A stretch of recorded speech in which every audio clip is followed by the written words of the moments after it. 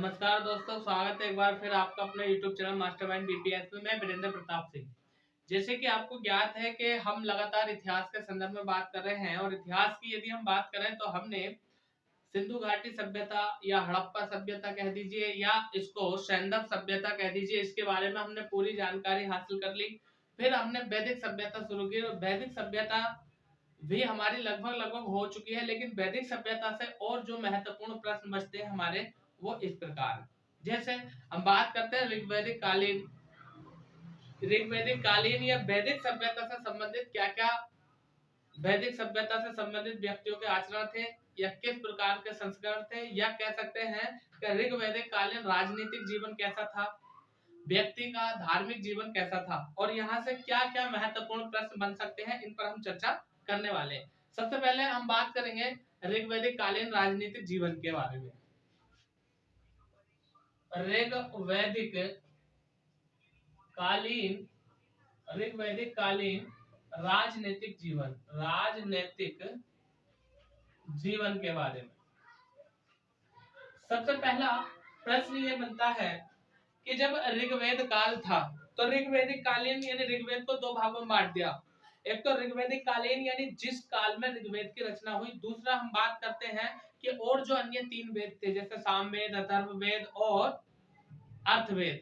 ठीक है, इन तीनों वेदों की जिसमें रचना हुई उसको कहा गया उत्तर वैदिक काल या ऋग्वैदिक काल। तो यहां से प्रश्न ये बन जाता है कि ऋग्वैदिक काल में या उत्तर वैदिक काल में जो सबसे छोटी इकाई हुआ करती थी वह परिवार हुआ करती थी। तो देखिए किस तरह से यहाँ से महत्वपूर्ण प्रश्न बनते हैं, इन पर हम चर्चा कर लेते हैं।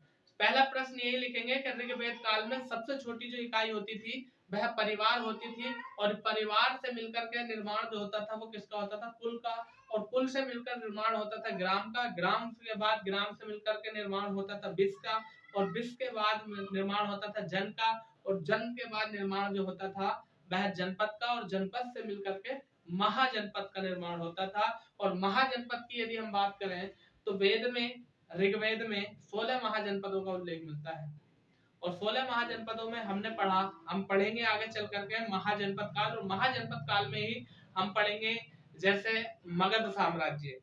तो सबसे पहले यहीं से शुरुआत करते हैं हम क्या कि सबसे छोटी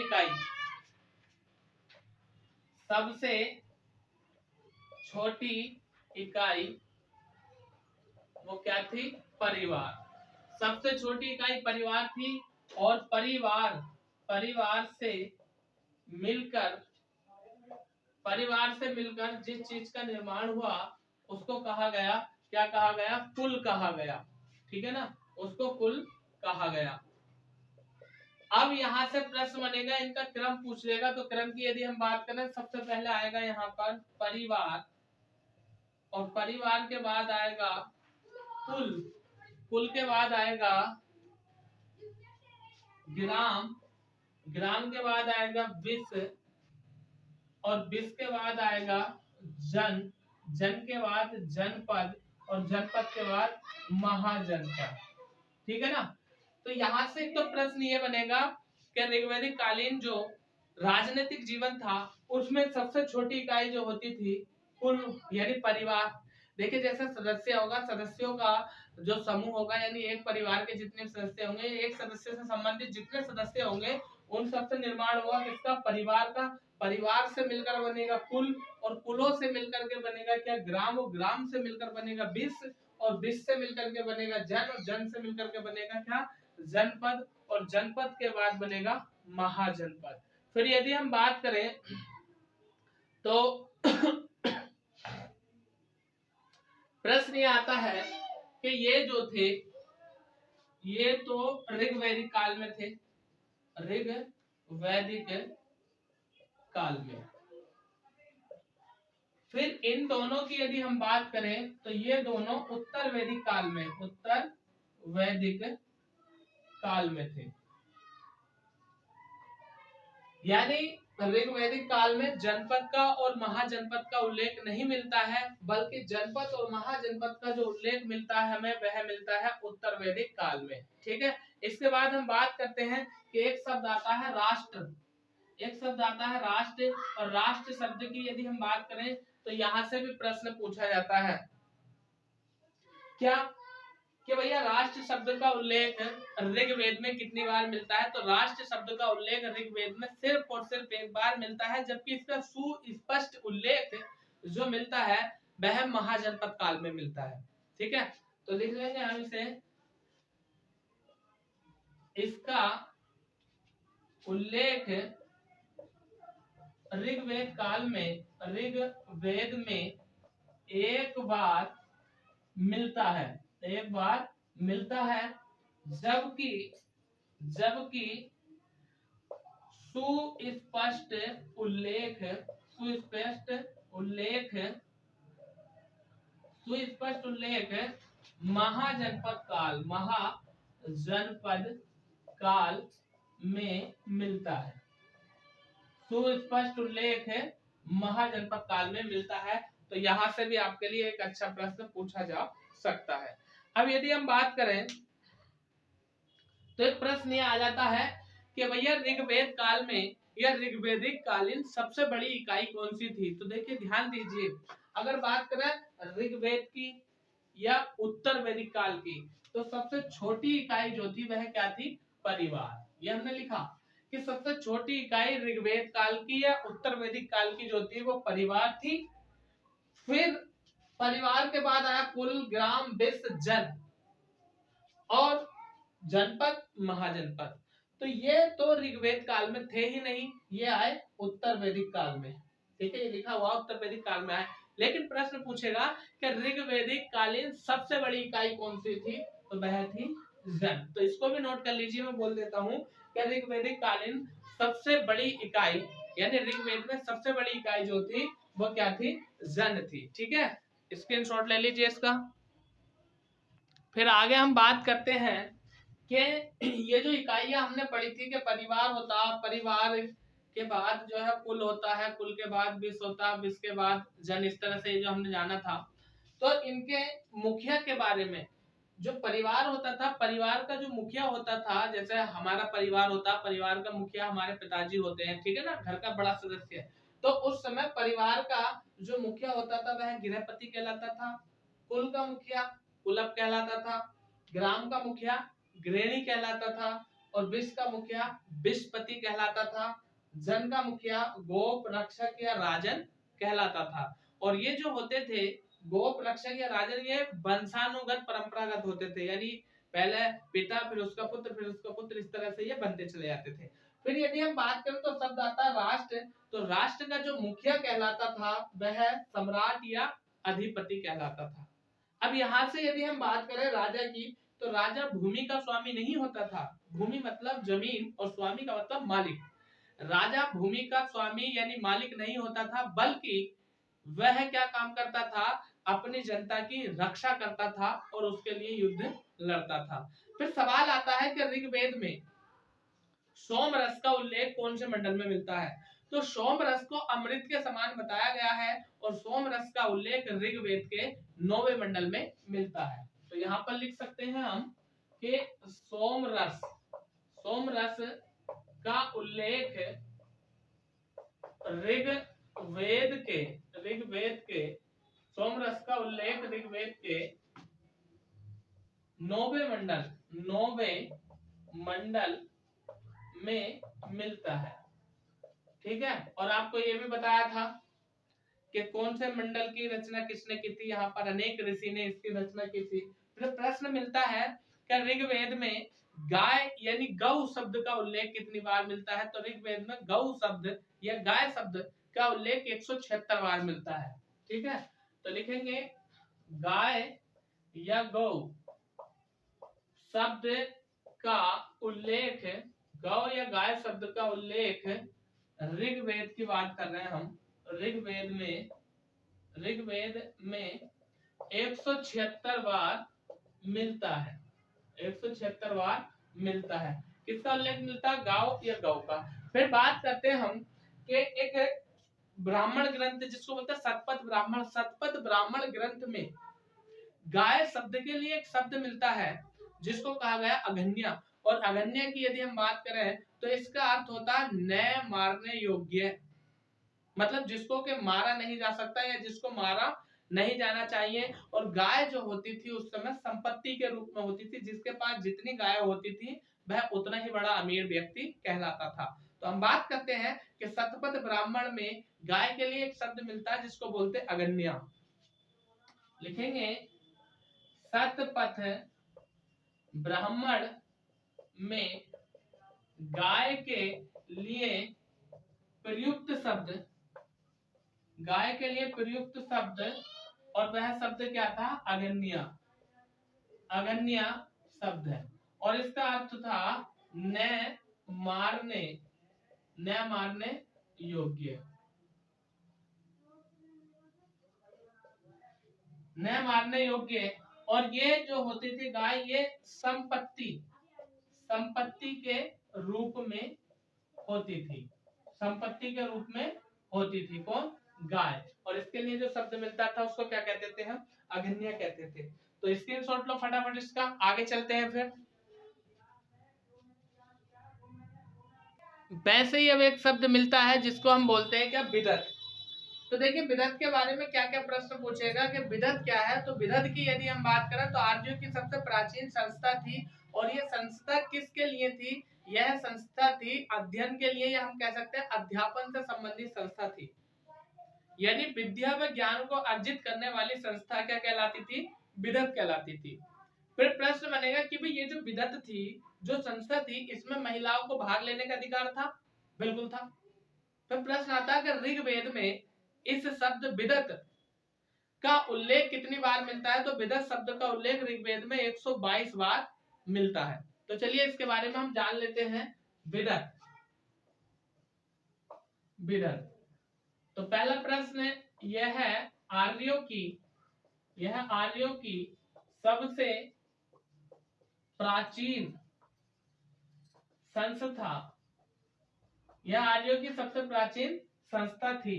और इसका जो कार्य होता था, यह हम कह सकते हैं संबंध, इसका जो संबंध था वह था अध्ययन से, अध्ययन या अध्ययनरत चीजों से इसका संबंध था। फिर प्रश्न बनता है कि इसमें महिलाएं भाग लेती थी? बिल्कुल लेती थी। लिखेंगे इसमें महिलाएं, इसमें महिलाएं भाग लेती थी, इसमें महिलाएं भाग लेती थी। प्रश्न बनेगा कि ऋग्वेद में बिदत शब्द का उल्लेख कितनी बार मिलता है? 122 बार। तो लिखेंगे ऋग्वेद में उल्लेख, ऋग्वेद में उल्लेख 122 बार, 122 बार मिलता है, 122 बार उल्लेख मिलता है ऋग्वेद में। फिर इसके बाद एक प्रश्न पूछा जाता सभा से, सभा और समिति। तो पहले हम सभा के बारे में जान लेते हैं कि सभा क्या चीज थी। तो गांव के सामूहिक लोगों को बैठा करके किसी समस्या का हल निकालना या उस समस्या को हल करने का काम जो करती थी वह सभा करती थी। और इस सभा में भी महिलाओं को भाग लेने का अधिकार था। और ऋग्वेद में इस सभा को नरिष्टिका या नरष्टि कहा गया है। फिर प्रश्न बनता है यहाँ से कि ऋग्वेद में उल्लेखित नरष्टि यानी सभा में भाग कौन लेते थे? तो इसमें गांव के सामूहिक रूप से लोग भाग लेते थे और विशेष रूप से वृद्ध जन भाग लेते थे। इस सभा की यदि हम बात करें तो प्रश्न ये भी बनता है कि ऋग्वेद में सभा शब्द का उल्लेख कितनी बार मिलता है? तो ऋग्वेद में सभा शब्द का उल्लेख 8 बार मिलता है। ठीक है, तो चलिए जान लेते हैं सभा के बारे में। सभा, सभा के बारे में लिखेंगे गांव के सामूहिक मसलों या मुद्दों को हल करने के लिए आयोजित की जाती थी। फिर प्रश्न बनेगा कि भाई महिलाओं को भाग लेने का अधिकार था। भाग लेने का अधिकार था। फिर प्रश्न बनता है कि ऋग्वेद में इसे क्या कहा गया है। भैया इसे ऋग्वेद में नरष्टि या नरिष्ठा कहा गया है। फिर प्रश्न बनता है क्या भाई कि इसमें मुख्य रूप से जो शामिल होते थे वो गांव के वृद्धजन शामिल होते थे और ऋग्वेद में सभा शब्द का 8 बार उल्लेख मिलता है। तो हम बात करेंगे उल्लेख की, तो इसका जो उल्लेख मिलता है वह 8 बार मिलता है।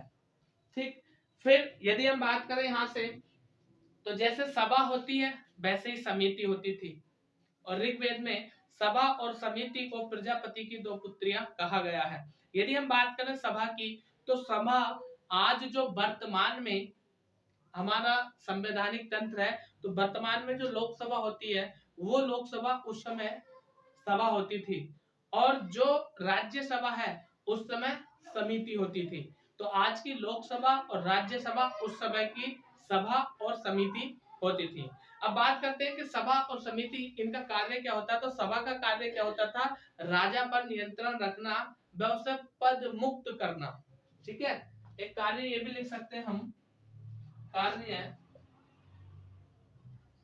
कार्य राजा पर नियंत्रण रखना व उसे पद मुक्त, पद मुक्त का मतलब होता है पद से हटाना, पद मुक्त करना। स्क्रीनशॉट लो इसका, आगे चलते हैं जल्दी से।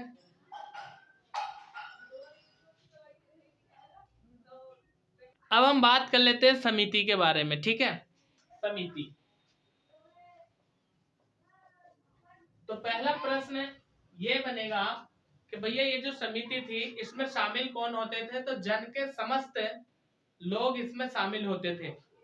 लिखेंगे जन के समस्त लोग इसमें शामिल होते थे। जन के समस्त लोग, और इसका जो मुखिया होता था वो मुखिया कहलाता था ईशान। ठीक है, समिति का मुखिया जो कहलाता था वह ईशान कहलाता था। और इसमें बाकी शामिल जो लोग होते थे उसमें युवा वर्ग यानी युग, वृद्ध, अनपढ़, ब्राह्मण, यानी सभी लोग इसमें शामिल होते थे। फिर यदि हम बात करें तो समिति में महिलाओं को भाग लेने का अधिकार नहीं था। अभी हमने जाना कि जो विदग्ध संस्था थी उसमें महिलाओं को भाग लेने का अधिकार था, सभा थी उसमें महिलाओं को भाग लेने का अधिकार था, परंतु विदग्ध में सॉरी इसमें समिति में महिलाओं को भाग लेने का अधिकार नहीं था। तो लिख सकते हैं हम इसे, महिलाओं को भाग लेने का अधिकार प्राप्त नहीं था। महिलाओं को भाग लेने का अधिकार प्राप्त नहीं था। फिर यदि हम बात करें तो एक विशेष बात कि अर्थवेद में, जैसे हमारे 4 वेद हैं उन चारों वेदों में एक वेद मिलता अर्थवेद। अर्थवेद में सभा व समिति को प्रजापति की दो पुत्रियां कहा गया है। और ये सभा और समिति दोनों कार्य क्या करती थी, अभी हमने जाना क्या कि राजा पर नियंत्रण रखना, राजा को पद मुक्त करना व उसकी नियुक्ति करना। ठीक, तो ऋग्वेद में सभा, सॉरी ऋग्वेद नहीं अर्थवेद, अर्थवेद एक सेकेंड, चलिए ऋग्वेद में सॉरी अर्थवेद में सभा व समिति को प्रजापति की दो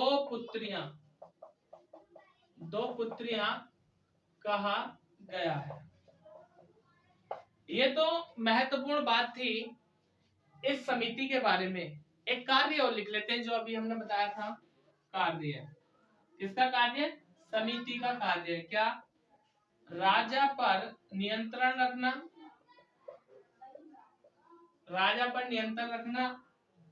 कोमा राजा को पद मुक्त करना तथा नियुक्ति करना, ये विशेष बात है।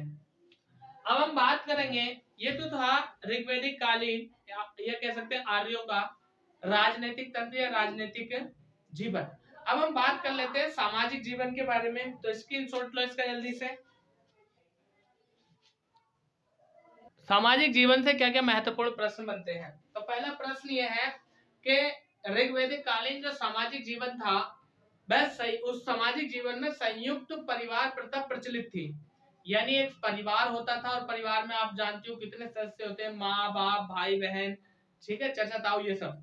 तो पहला प्रश्न तो ये बनता है कि संयुक्त परिवार प्रथा प्रचलित थी। संयुक्त परिवार प्रथा प्रचलित थी, एक प्रश्न ये बनता। दूसरा प्रश्न ये बनता है कि ऋग्वैदिक कालीन सामाजिक जीवन में क्या, कि ये जो सामाजिक जीवन था इनका ये पितृ सत्तात्मक था। पितृ सत्तात्मक का मतलब क्या, यहाँ पर पिता का दर्जा बहुत बड़ा होता था, पिता को जो है सर्वोपरि माना जाता था। ठीक है, तो लिखेंगे समाज पितृ सत्तात्मक था, पितृ सत्तात्मक था। पितृ सत्तात्मक का मतलब क्या था, यानी पिता को ही सर्वोपरि मानना। और यदि हम बात करें इनके खाद्यान्न की, खाद्यान्न का मतलब खाना पीना, तो इनका खाद्यान्न जो था वो बहुत ही सहज और सरल था। फिर ये लोग मांस नहीं खाते थे, मांस से घृणा करते थे, मांस मछली खाने से ये घृणा करते थे, और साधारण चीजें, साधारण भोजन ये लोग खाते थे। यदि हम बात करें तो दूध से निर्मित वस्तुएं, यानी जो दूध से बनती है, उनका ये खान पीन करते थे। फिर बात करें पीने के लिए, इनका जो सबसे प्रिय पदार्थ होता था, पेय पदार्थ, वह था सोमरस।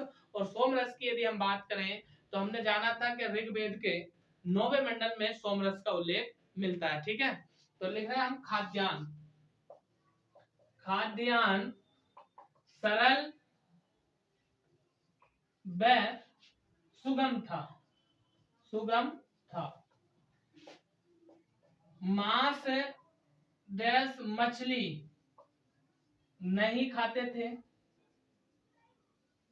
बल्कि क्या करते थे, नफरत करते थे, इनसे ये लोग नफरत करते थे। फिर यदि हम बात करें तो मीठे के लिए, मीठे के लिए जो प्रयोग करते थे, ये किसका करते थे, शहद का।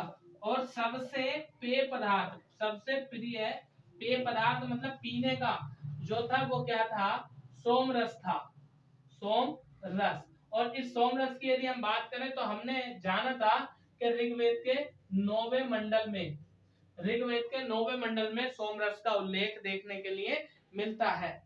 फिर एक महत्वपूर्ण प्रश्न ये बन जाता है कि ऋग्वेद में गाय के लिए, और गाय जो होता था वह पूजनीय पशु होता था, और गाय की यदि हम बात करें तो गाय को अगन्य कहा गया, न मारने योग्य।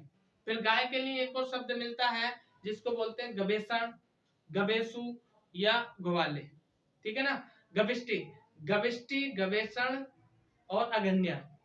और जिस व्यक्ति के पास जितनी गाय होती थी वह उतना ही धनपति, वह उतना ही अमीर व्यक्ति समझा जाता था। ठीक है, तो इस चीज को भी हम लिख लेते हैं क्या गाय के लिए,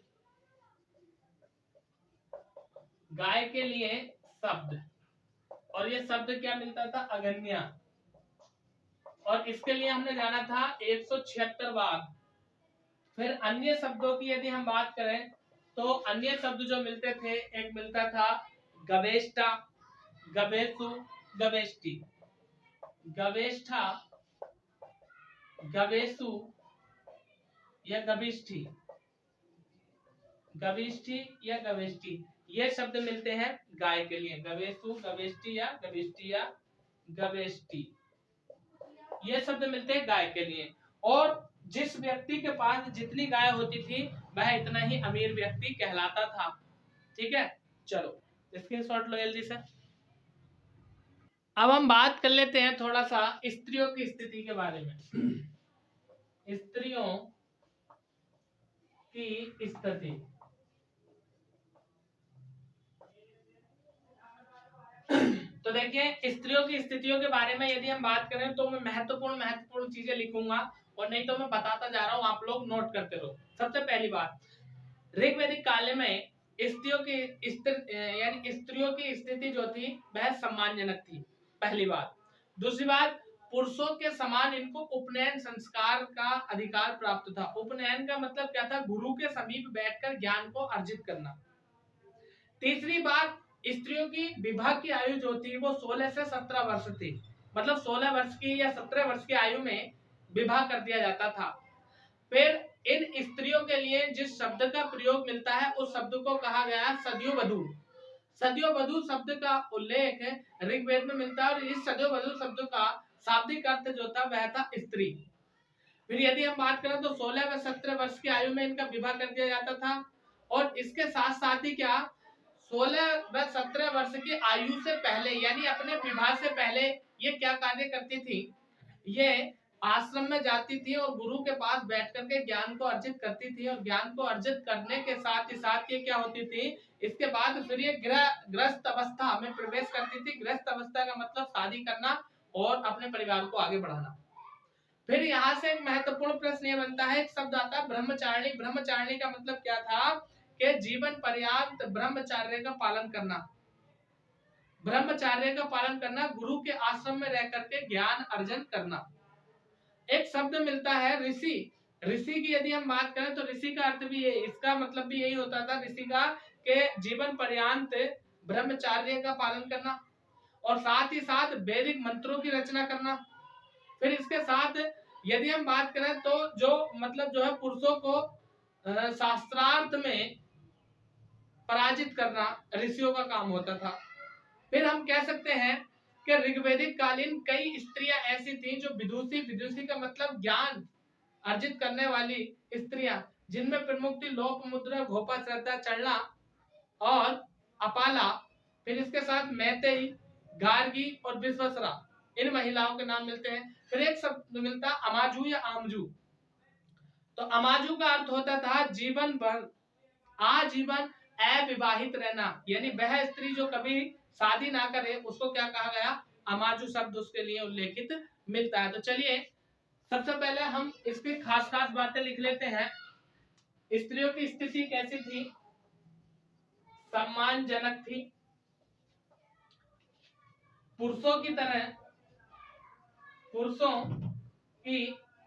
तरह ज्ञानार्जन व गुरु के समीप जाना, गुरु के समीप ज्ञान प्राप्त करना। ठीक, यदि हम बात करें विवाह की आयु, तो जो विवाह की आयु थी वो 16 या 17 वर्ष थी। फिर हम बात करते हैं कि और क्या क्या महत्वपूर्ण प्रश्न यहाँ से, जैसे कि अभी हमने जाना था कि इनके लिए जो शब्द मिलता है उस शब्द का नाम मिलता है सद्योवधू। सद्योवधू, सद्योवधू शब्द का उल्लेख मिलता है। और यदि हम बात करें तो विवाह से पहले ये आश्रम में जाती थी, ज्ञान अर्जित करती थी और विवाह के बाद ये ग्रस्त जीवन जीती थी। ये बात हमने करी। फिर एक शब्द हमने जाना क्या? ब्रह्मचारिणी। ब्रह्मचारिणी, ब्रह्मचारिणी का मतलब ब्रह्मचार्य का पालन करना। ब्रह्मचार्य का पालन करना, वह स्त्री क्या कहलाती थी? ब्रह्मचारिणी कहलाती थी। फिर यदि हम बात करें तो ऋषि के बारे में भी हमने बात करी थी कि भैया जो ऋषि होते थे उनका कार्य क्या होता था? जीवन, ऋषि जो होते थे ये भी जीवन पर्यंत, जीवन भर ब्रह्मचार्य का पालन करते थे। जीवन पर्यंत ब्रह्मचार्य का पालन, ब्रह्मचार्य का पालन करना और पुरुषों को शास्त्रार्थ में पराजित करना, शास्त्रार्थ में पराजित करना इनका काम होता था। वह यदि हम बात करें तो एक मुख्य कार्य होता था वैदिक मंत्रों की रचना करना। वैदिक मंत्रों की रचना करना, वैदिक मंत्रों की रचना करना। फिर प्रश्न यहाँ से क्या बनेगा? हम बात करेंगे, जैसे मैंने आपको बताया था कि ऋग्वैदिक कालीन विदुषी महिलाएं कौन सी थी। ठीक है, तो इनको भी लिख लेते हैं हम के ऋग्वैदिक कालीन विदुषी महिलाएं, ऋग्वैदिक कालीन विदुषी महिलाएं, ऋग्वैदिक कालीन विदुषी महिलाएं जो होती थी उनके नाम लिख लेते हैं हम, जैसे लोपमुद्रा घोपा, लोपमुद्रा घोपा, लोपमुद्रा हो गई, घोपा हो गई, और कौन सी थी, श्रद्धा, चंपा, अपाला, ठीक है। स्क्रीनशॉट लो इसका, फटाफट आगे चलते हैं।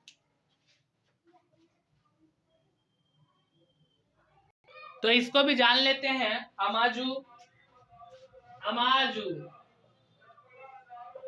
तो अमाजू का अर्थ होता था कि भैया जीवन भर कुंवारी यानी अविवाहित यानी शादी न करने वाली महिलाएं अमाजू कहलाती थी, यानी जीवन भर अविवाहित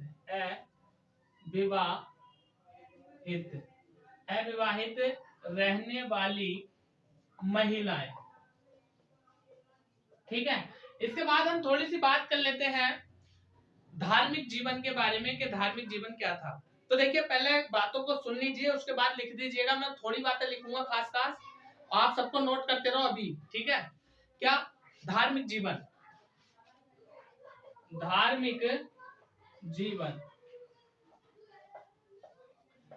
जीवन की यदि हम बात करें तो ये जो ऋग्वैदिक कालीन लोग थे, इनका धार्मिक जीवन की यदि हम बात करें तो ये एकेश्वरवादी होते थे। एकेश्वरवादी का मतलब एक ही ईश्वर में विश्वास करना, और ये लोग जो थे प्रकृति की पूजा किया करते थे। प्रकृति की पूजा की यदि हम बात करें तो वह जो नग्न आंखों से हमें दिखाई देता है, जैसे आकाश हो गया, सूर्य हो गया, पृथ्वी हो गई और नदी हो गई, इन सब की ये पूजा करते थे।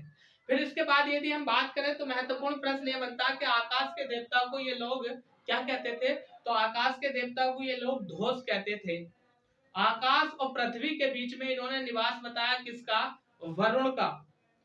आकाश और पृथ्वी के बीच में इन्होंने वरुण का निवास बताया। और यदि हम बात करें यहाँ से तो वरुण को इन्होंने तिस्य गोप्ता या तिस्य देवता शब्द दिया था, और ये बताया था क्या कि पृथ्वी और ध्वज के मिलन से इस सारी सृष्टि की रचना हुई है। और सबसे महत्वपूर्ण देवता की यदि हम बात करें तो वह इंद्र था, जिसका 250 बार सूक्तों में उल्लेख मिलता है। फिर वेरी मोस्ट इंपोर्टेंट क्वेश्चन के सबसे ज्यादा इंद्र को जो कहा गया है वो पुरंदर कहा गया है, इंद्र को पुरंदर कहा गया है। और यदि इस पुरंदर की हम बात करते हैं तो इसका अर्थ होता था किलों को तोड़ने वाला, किलों को तोड़ने वाला यानी पुरंदर देवता। और पुरंदर किसे कहा, इंद्र को। बारिश, तूफान आदि, बारिश और तूफान का देवता कहा जाता था। दूसरे अन्य प्रमुख देवताओं की हम बात करते हैं तो अग्नि, और अग्नि के 220 सूक्त मिलते हैं। फिर यदि हम बात करें तो प्रश्न ये भी बनता है कि अग्नि को धोष पुत्र कहा गया है। तो चलिए, एकेश्वरवादी, सबसे पहली बात हम यही लिख लेते हैं, एकेश्वरवादी थे लोग, एकेश्वरवादी थे, मतलब एक ही देवता में विश्वास रखते थे, इसलिए इन्हें एकेश्वरवादी। फिर दूसरी बात के प्रकृति की पूजा करते थे, जो हमें नग्न आंखों से दिखाई दे, आकाश, वायु, नदी और पृथ्वी, इन सब की ये पूजा क्या करते थे, कौन, ऋग्वैदिक काल के लोग। फिर यदि हम बात करें तो आकाश का देवता, आकाश का देवता, इसके लिए एक शब्द मिलता है क्या, धोष कहा करते थे उसे, क्या कहा करते थे, धोष।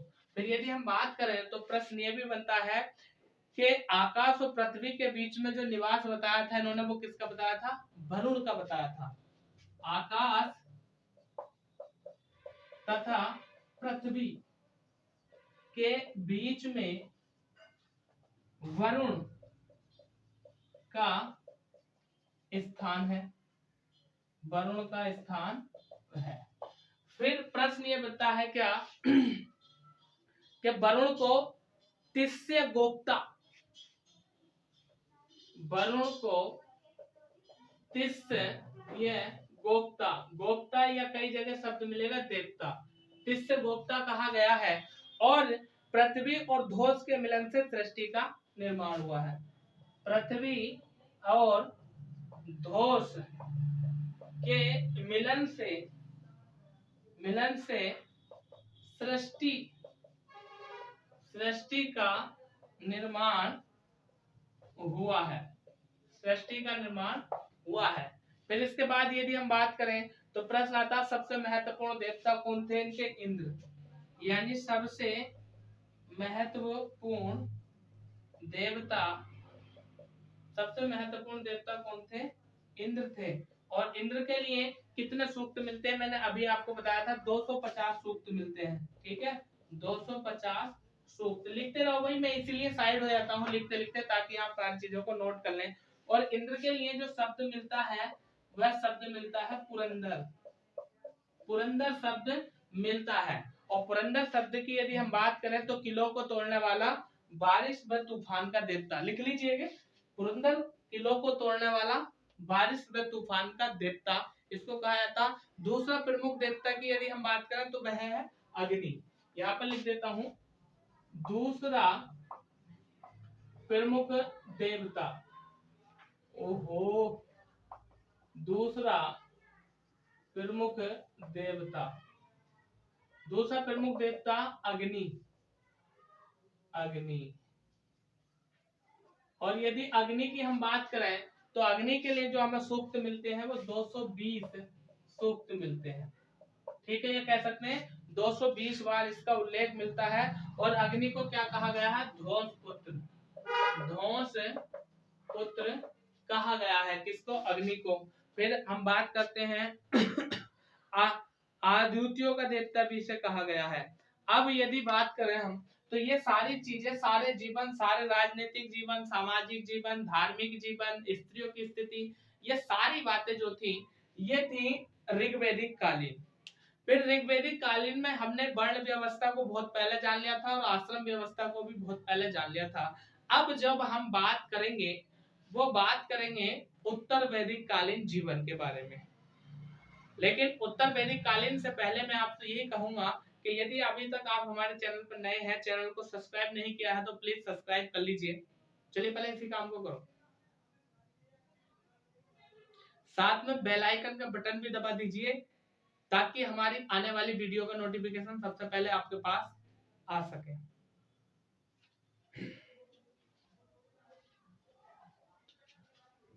तो दोस्तों आज के लिए इतना ही। उत्तर वैदिक कालीन के बारे में हम चर्चा करेंगे कल। तब तक बने रहिए आप हमारे साथ अपनी जिगरी क्लास में, एकदम शानदार, जबरदस्त, जिंदाबाद। और कल मुलाकात होती है, तब तक के लिए थैंक यू, जय हिंद।